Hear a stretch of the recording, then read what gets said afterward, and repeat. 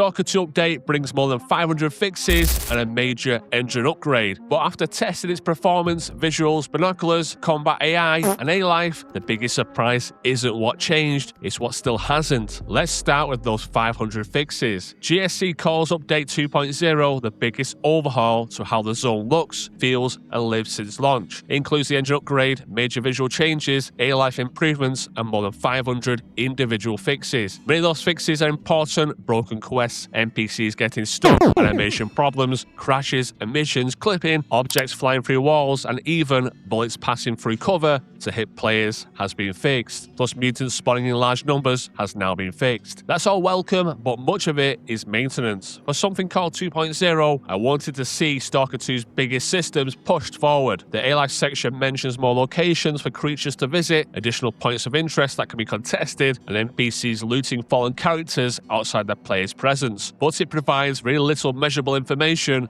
about the system itself has changed. We'll come back to that. First, we need to discuss the engine upgrade. I've been monitoring performance before and after the update using the same high NPC, locations, and settings, and I've seen roughly a 10 to 15 FPS average increase at best. That's welcome and the game is running better, but I've seen some early coverage suggesting that performance has effectively doubled. I'm not seeing anything remotely close to that. Obviously, hardware resolution, settings, and upscaling modes will produce different results. Performance is better, but it isn't a complete transformation for me personally. Stability and frame time consistency are also just as important as the average FPS, so I'll continue to monitor stuttering as I spend more time with the update. I generally hope your experience improves, so let me know what hardware you're using, what improvements you've seen below. But the game now feels a lot smoother when you travel on foot and run to locations. Visually, this is where update 2.0 makes a much stronger impression. The lighting is better and you can notice it at night with the thicker light trails, vegetation is denser, shadows look better, and many interiors have been reworked. The entire zone now feels greener, brighter, and more vibrant. Whether you actually prefer that new color palette is another question. Some players will prefer this bleak, muted appearance of the previous version, but technically this is a clear visual upgrade here. Unfortunately, update 2.0 hasn't solved everything. I'm still seeing popping, abrupt lighting changes, and other visual issues. One of the update's most requested features also makes a major weakness far more noticeable: binoculars. I wanted binoculars since Stalker 2 launched. We finally received 3 different versions. In theory, they're a great addition, but use them to look across the zone and the results aren't great. Zooming towards distant buildings can make the rendering look awful. Low detail structures, vegetation, and distant objects become much more noticeable once everything is magnified. The binoculars haven't created this problem, they've effectively given us a magnifying glass through which to see it. This footage was captured on a high-end PC, so this isn't simply a case of expecting a clean image, or the game is internally rendering at an extremely low resolution. I want to test the same locations on console, since about half my audience plays there. There is also another question: what exactly are we supposed to be scouting? After all the speculation surrounding that 127-meter screenshot, we finally have an answer. The initial A-Life online bubble still appears to be around 100 meters. That 127-meter screenshot wasn't evidence that the activation distance had increased, and the addition of the binoculars makes that limitation even more obvious. Online distance isn't the entire A-Life system. We know there's an offline simulation. For example, you'll see this mutant here stuck in the air. The offline simulation kicks in to correct the mutant, then it attacks. But with binoculars being added, many of us expected the distance at which NPCs become visible and fully active to increase. It seemingly hasn't, and after waiting for update 2.0, that is disappointing. Stalker 2 contains huge and often relatively flat sightlines, which means 100 meters isn't that far from a video game point of view. It limits meaningful scouting, makes long-range firefights more difficult, and can cause encounters to appear almost directly in front of the player. There may be a technical reason for that limit. Community mods can extend the active range to 150 or even 250 meters, but users have reported performance drops, combat triggering too early, quest problems, and instability in demanding areas such as Pripyat. I'm hearing good things about Shade Text mod. It should be updated today for 2.0. That can explain why GSC has remained conservative. It doesn't make the limitation any less noticeable. At the very least, I'd like GSC to explain it properly or potentially offer an experimental distance setting for stronger PCs. However, I discovered something happening outside that bubble that is much more encouraging.